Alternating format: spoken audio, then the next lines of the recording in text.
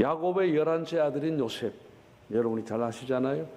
그 사람의 그 인생이 유년기 때 청소년, 청년, 장년, 노년, 심지어 그의 죽음까지도 아주 잘 기록이 되어 있는 사람입니다. 그의 인생은 어느 토막이든지 다 우리 가슴을 설레게 하고 우리 모든 삶의 본이 되는, 귀감이 되는 삶을 살았습니다. 애굽 왕 바로가 어느 날 꿈을 꾸게 됐습니다. 너무도 또렷하고 뭔가 암시가 있는 그런 꿈인데 모든 술사와 지혜자와 그리고 해몽가들 다 불러서 해석을 해보라고 했지만 아무도 해석을 못했습니다.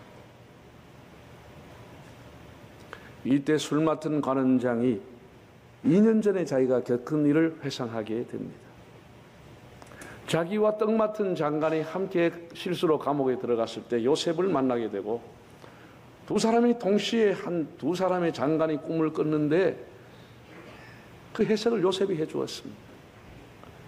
그래서 술 맡은 장관은 지금 복직이 되어 있고 떡 맡은 장관은 매달려 죽게 됐습니다. 요셉이 해석한 그대로였습니다. 이것을 생각했던 술 장관이 바로 왕에게 고하게 됩니다. 여러분, 어떻게 시부리에서 종으로 팔려와서 성추행범으로 감옥에 깊이 갇혀있던 요셉이 그 당시에 세계 최고의 문명국이었고 대제국이었던 애굽의 황제 앞에 설 수 있겠습니까? 세계 역사를 움직이는 일은 하나님이십니다. 역사의 주관자 하나님께서 그를 감옥에 가게 하시고 바로가 꿈을 꾸게 하고 요셉이 애굽에서 고등고시, 행정고시, 외무고시 아무리 1등을 내도 절대로 총리가 될 수 없지만 감옥에 있던 그가 바로 애굽의 황제를 만나게 됐습니다. 그걸 가지고 기적이라고 하지 않고 우리는 뭐라고 하느냐? 하나님의 섭리라고 말합니다.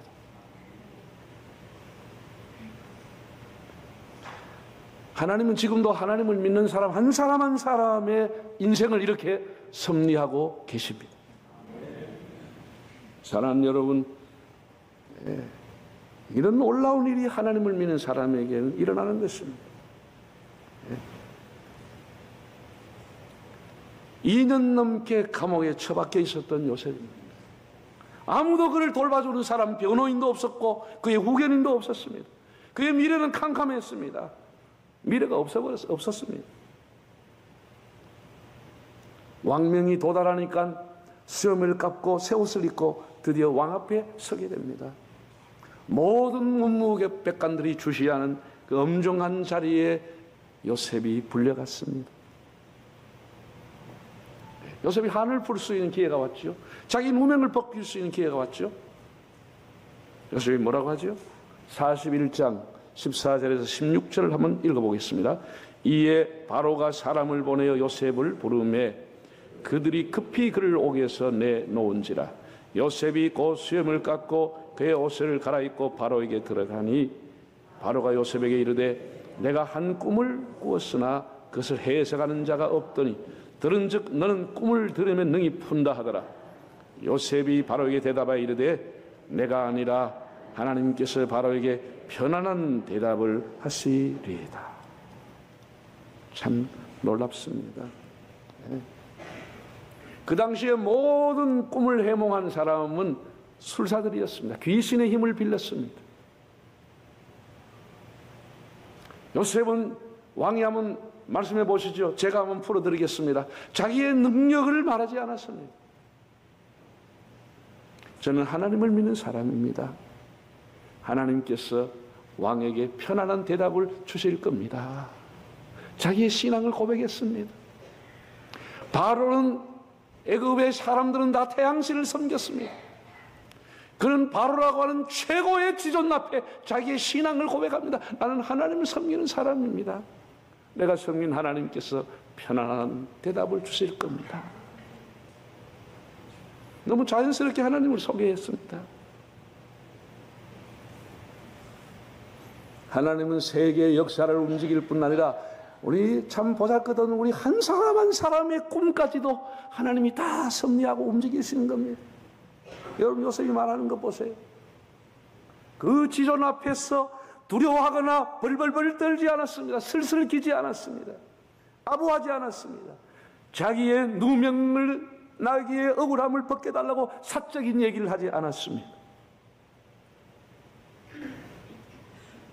그는 30살 나이임에도 아주 침착하고 지혜롭고 그리고 반듯하게 담대했습니다. 왕 중의 왕이신 만왕의 왕이신 하나님을 경외하는 사람은 누구든지 환경과 상관이 없이 당당하게 살아갈 수가 있습니다. 침착하게 바로의 꿈을 듣고는 그 자리에서 해석을 했습니다.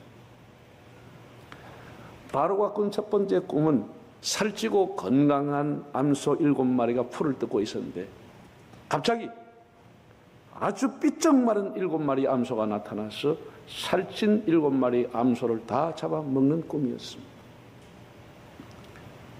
연하여 두 번째 꿈을 꿨는데 줄기가 무성하고 줄기가 통통한 7 이삭이 나타나더니 갑자기 깡마른 7 이삭이 나타나서 그 통통한 이삭을 다 삼켜버리는 꿈이었습니다.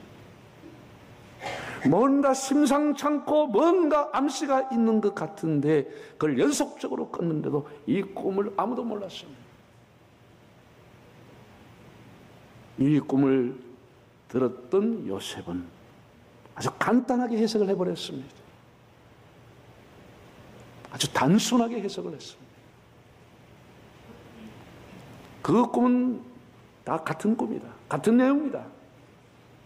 7년 풍년이 있고 난 이후에는 풍년을 기억할 수 없을 만큼 어마어마한 흉년이 찾아올 것이다. 2번을 꽂다고 하는 것은 반드시 된다고 하는 것을 얘기하는 것입니다. 너무 간단했어요. 여러분, 하나님이 영적으로 은혜 주시고 하나님 쓰시는 사람의 답은 간단합니다.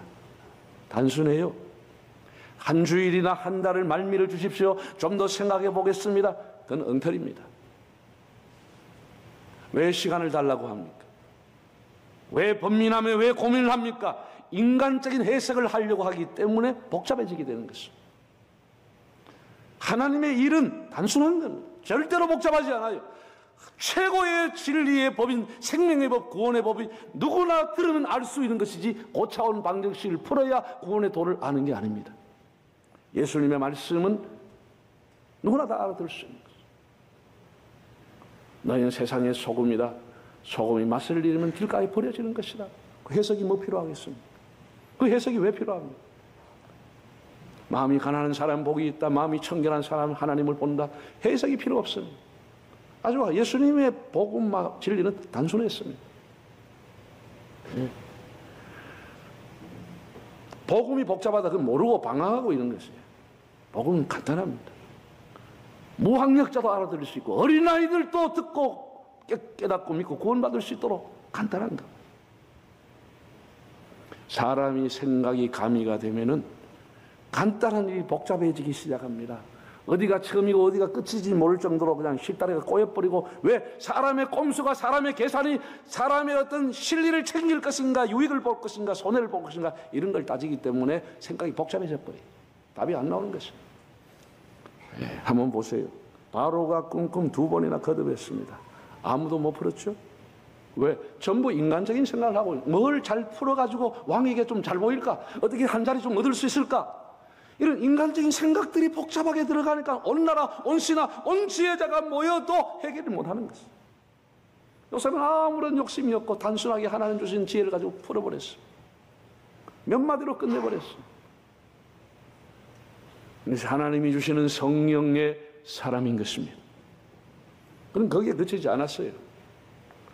단순히 해석만 한 것이 아니고 대안을 제시했습니다. 이 더 중요한 겁니다. 대안이 없는 비판, 불평, 원망에 불과하지 그것은 옳은 게 아니에요. 요셉은 더 나은 그 흉년 때 살아갈 수 있는 대안을 제시했어요. 우리가 정치권이나 사회의 언론의 비판의 소리를 들으면 다 맞는 것 같아요. 다 옳아요. 그런데 들으면 마음이 불편해요. 왜? 대안이 없어요. 파헤치기만 하지 대안이 없는 거예요. 빈대를 잡기만 하는데 잘못하면 초가상가 다 태우고 생겼어요. 대안이 없기 때문에. 여러분이나 여러분의 자녀나 여러분 어느 곳에 일하든지 비판이나 주장만 하지 말고 살리는 대안, 해치는 대안이 아니고 일으키는 대안, 건설적인 대안을 갖고 있기를 바랍니다. 이 하나님이 주신 지혜가 있어야 되는 것입니다. 요셉이 제시한 대안도 간단했습니다. 복잡하지 않았어요. 7년 어마어마한 풍년이 연속적으로 7년이 오니까 그때에 전국의 저장고를 만들어서 공부를 다 저축하면 된다. 그리고 흉년이 올 때 다 풀으면 된다. 이렇게 얘기한 거예요. 매우 상식적이죠. 간단하죠. 그런데 요셉이 지혜가 거기에 들어가 있는데 이 풍년의 때 넘치도록 얻으니까 흉년을 대비해 가지고 세금을 20%, 5분의 1을 세금을 거둬서 저축하라고 합니다. 여러분 평상시에 사람이 세금을 20% 내라고 하면 원성이 잦아서 가지고 쿠데타가 나버리죠. 밀란이 나죠. 워낙 많은 수입이 있으니까 20%를 나가도 먹고 사니까 20%를 다 기부에 갖다 바쳐버리는 거죠. 온 전국이 산더미처럼 곡식이 저장됐다고 했어요. 위기를 대비할 줄 아는 사람, 노후를 대비할 줄 아는 사람, 핵전쟁을 대비하는 지도자, 저출산을 예견할 수 있는 지도자, 언제나 흉년과 언제나 풍년이 아닙니다. 언제나 저금리가 아니고 고금리 시대를 대비할 수 있는 사람, 그런 것이 지혜자인 것입니다. 온 나라가 골머리를 앓았던 꿈을 요셉은 단번에 해석하고 대안까지 다 제시했습니다. 그 바로와 신하들이 어메이징 놀래버린 것이에요. 속이 뻥 뚫려버린 것이에요. 바로가 뭐라고 했죠? 37절에서 42절까지 다시 한번 읽어보겠습니다. 바로와 그의 모든 신하가 이를 좋게 여긴지라. 바로가 그의 신하들에게 이르되 이와 같이 하나님의 영에 감동된 사람을 우리가 어찌 찾을 수 있으려 하고 요셉에게 이르되 하나님이 이 모든 것을 네게 보이셨으니 너와 같이 명철하고 지혜 있는 자가 없도다. 너는 내 집을 다스리라. 내 백성이 다 네 명령에 복종하리니 내가 너보다 높은 것은 내 왕자뿐이니라. 바로가 또 요셉에게 이르되 내가 너를 애굽 온 땅의 총리가 되게 하노라 하고 자기의 인장 반지를 빼어 요셉의 손에 끼우고 그에게 세마포 입이고 금사슬을 목에 걸고 자기가 타고 다니는 전용 일로 캐딜락을 요셉에게 주었더라. 그 얘기입니다. 형들에게 팔려가고 감옥에 가서 누명을 쓰고 아무도 자기를 도와주는 사람이 없는 요셉의 인생에 하나님이 개입하심으로 꿈을 통해서 인생의 대반전이 일어났습니다. 하나님이 애굽과 중동뿐 아니라 요셉의 인생, 더 나아가서 아브라함의 자손들에게, 야곱의 아들들에게 하나님이 개입하시기 시작했습니다. 하나님 개입하면 놀라운 일이 일어나는 것입니다. 특별히 바로왕이 바로 봤습니다. 요셉에게 뭐라고 했죠? 요셉을 가르쳤어요. 이렇게 하나님의 영에 감동된 사람이 어찌 있겠느냐. 하나님이라는 말을 쓰기 시작합니다. 누가 가르쳐줬어요? 방금 요셉이 가르쳐준 것이에요. 그는 태양신을 믿고 있고 스스로가 신이라고 생각했던 사람이에요. 요셉을 통해서 하나님을 말하게 되는 거예요. 이렇게 하나님의 영에 감동된 사람이 있겠느냐. 이런 지혜와 총명이 하나님이 아니면 어떻게 되겠냐. 그 얘기죠. 그 개역 성경에 보면 하나님의 신의이라고 나와요. 하나님의 신, 하나님의 영 동일한 성경이 있습니다. 이렇게 탁월한 사람이 하나님이라고 하는 분이 아니면 어떻게 가능하겠느냐. 이런 얘기를 했다니까요. 여러분, 그 바로가 이 요셉을 쓰는데 뭐 이력서 가져와 봐라. 이 사람 경력하면 가져와 봐라. 이 사람 어디 대학 졸업했냐 한번 보자. 이 사람의 가문이 어느 출신이냐. 나이가 어떻게 되냐. 그런 거 따지지 않았습니다. 하나님이 쓰시면 이력서 보지 않습니다. 필요 없습니다.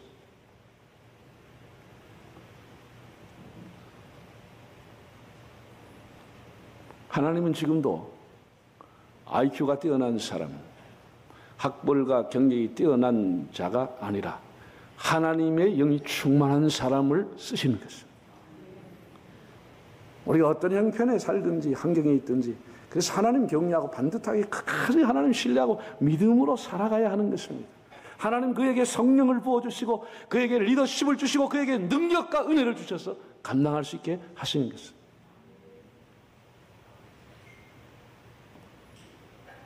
요셉과 다니엘이 그냥 총리가 돼요?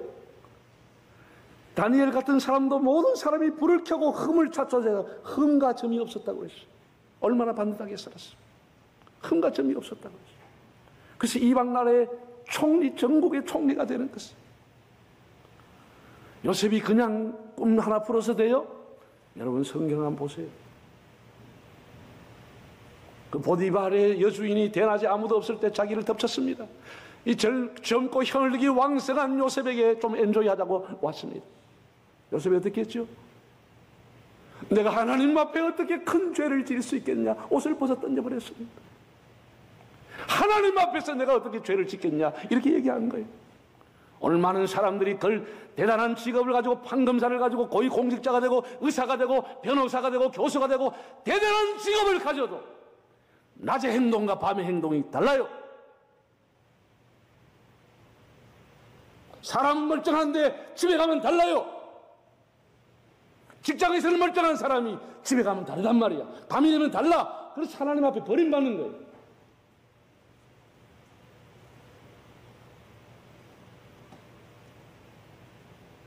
요셉은 그렇게 살지 않았어요.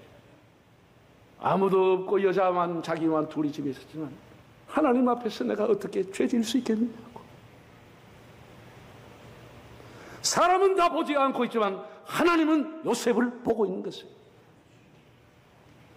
누가 좋은 정치인입니까? 요셉과 같이 하나님의 영이 함께하는 영적인 사람이 위대한 정치가가 됩니다. 누가 좋은 기업인입니까? 요셉같이 하나님의 영이 함께하는 사업하는 사람, 훌륭한 사업가가 되는 겁니다. 누가 좋은 부모고 누가 좋은 어머니입니까? 육적인 사람, 똑똑한 사람, 선생님 앞에, 담임 앞에 가서 따지는 사람, 그런 사람이 똑똑해요? 새벽에 하나님 앞에 무릎을 꿇는 엄마가 위대한 어머니가 되는 것입니다. 하나님을 경외한 아빠가 위대한 아빠가 되는 것입니다. 우리는 어떤 일에서 하나님과 연결된 하나님의 영의 사람이 되시기를 바랍니다. 요셉은 달려가든지 감옥에 있든지 굶든지 억울하든지 항상 하나님과 교제하고 살았습니다. 요셉이 감옥에 갔을 때 내용을 한번 볼까요? 39장 21절에서 23절을 한번 읽어보겠습니다. 여호와께서 요셉과 함께 하시고 그의 인자를 더하사 간수장의 은혜를 받게 하시매 간수장이 옥중 제수를 다 요셉의 손에 맡김으로 그 재반 사물을 요셉이 처리하고 간수장은 그의 손에 맡긴 것을 무엇인지 살펴보지 아니하였으니 이는 여호와께서 요셉과 함께 하심이라. 여호와께서 그를 범사에 형통하게 하셨더라. 하나님 요셉과 함께 했다는 거예요. 그 감옥에 있는데. 그리고 성경에 뭐라고 했나? 그를 형통하게 했다는 거예요. 여러분 감옥에 있는 것을 성경은 형통하게 했다는 것이에요. 감옥에 있어도 하나님과 함께하는 사람은 형통한 사람인 것이에요. 그 감옥이 왕을 만날 수 있는 직접 만날 수 있는 길이 된 것이에요.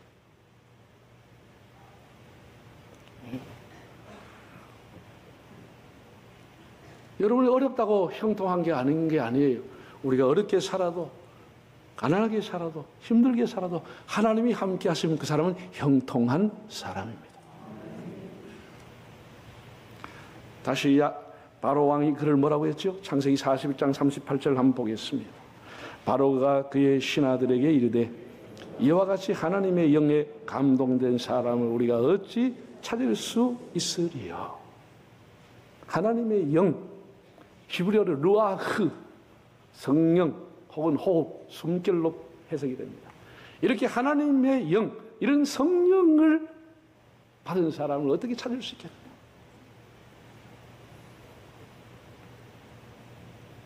민수기 27장을 보면은 하나님의 일을 했던 사람인데 하나님의 영을 받았습니다. 모세가 여호수아를 선택해서 여호수아에게 안수할 때 민수기 27장에 하나님의 영이 여호수아에게 임하였더라. 그래서 여호수아는 위대한 종이 되는 것입니다.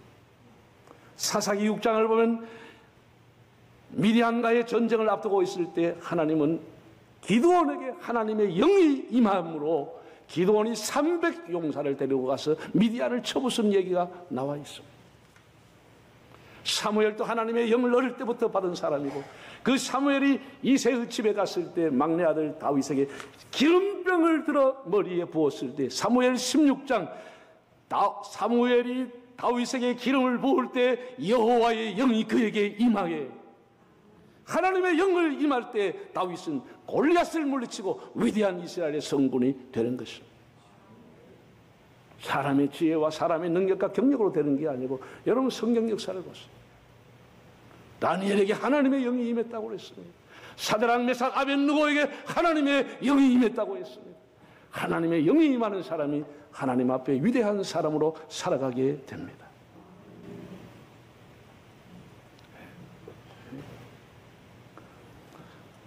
여러분 보세요. 요셉이라고 하는 사람은 그 이후에 자기 형제들, 그렇게 자기의 고통을 줬던 형제들 다 용서했습니다. 용서라고 하는 것도 하나님의 영이 임하며 그 사람이 단순할 때 용서해 주는 거예요. 복잡하면 용서 못 합니다. 이놈 새끼 내가 용서했다가 말. 이렇게 자꾸 복잡한 생각하면 절대 용서 못 합니다. 효도하는 것 단순해야 효도합니다. 부모님 은혜 감사해 효도하지.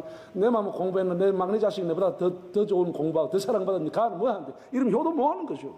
어떻게 효도하겠어요? 사람이 하나님 앞에 믿음으로 살면 단순해지는 거예요.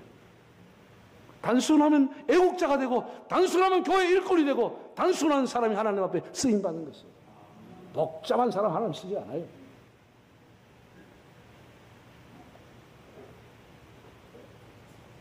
예, 여러분 보세요. 요셉이 단 한 번도 자기 인생을 살아가면서 죽을 때까지 그 삶이 나오지만 형제들 원망한 적이 있어요? 하나님 원망한 적이 있어요? 한 번도 자기 인생에 분노하면서 애통해하면서 가슴을 친 일이 있어요? 그런 거 없습니다. 다 조카들도 돌봐주고, 다 국가에 충성하고, 바로 왕에게 충성하고, 온 아버지에게 효도하고, 온 사람을 살리고, 가는 곳마다 가문을 위상을 높이고 하나님을 높이고. 여러분, 하나님의 영이 여러분에게 충만하기를 바랍니다. 나의 갈 길 다가도록. 예수 인도하면 다행이야. 돈이 인도한다고 생각한다고. 이게 문제라니까. 여러분, 나의 갈 길 다가도록 여러분의 통장이 여러분 인도해요? 여러분 건강하면 여러분이 건강히 평생을 인도할 줄 알아요?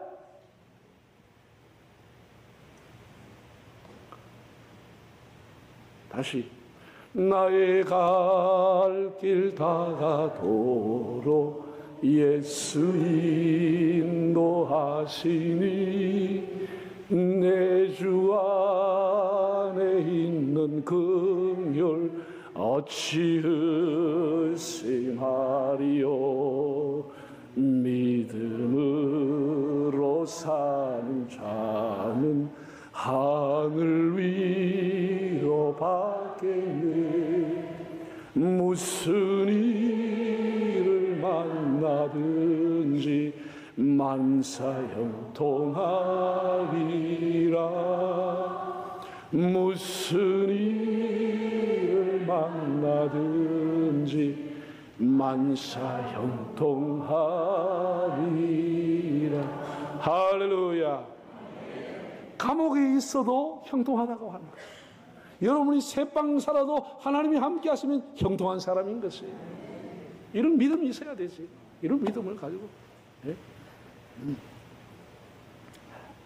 여러분, 예수님이 하신 말씀이에요. 예수님께서 누가복음 이렇게 말했어요. 구하라, 찾으라, 두드리라. 악한 아비도 자식에게 뭘 줘요? 좋은 것을 줄 줄 알거든. 하물며 구하는 자에게 뭘 주시지 않겠냐? 성령을 주시지 않겠냐. 그러니까 예수님도 최고가 성령이라고 말씀한 것입니다. 뭘 구하세요? 여러분, 뭘 얻기를 원하세요? 하나님 앞에 성령의 은혜를 구하시기를 바랍니다. 성령의 감동을 구하시기를 바랍니다. 앞으로 여러분 우리가 살아가는 건 영적인 전쟁터입니다. 어마어마한 영적인 전쟁을 해야 끝까지 믿음을 지키는 것이에요. 우리가 예수 믿어 구원받았다고 하는 것은 요셉이 애굽의 총리를 10번 하는 것보다 더 귀한 사건인 것이에요. 이 구원의 기쁨을 가지고 주님과 동행하면서 나의 갈 길 다가도록 주님과 함께하는 여러분의 복된 삶, 늘 성령의 은혜를 구하는 삶이 되시기를 바랍니다.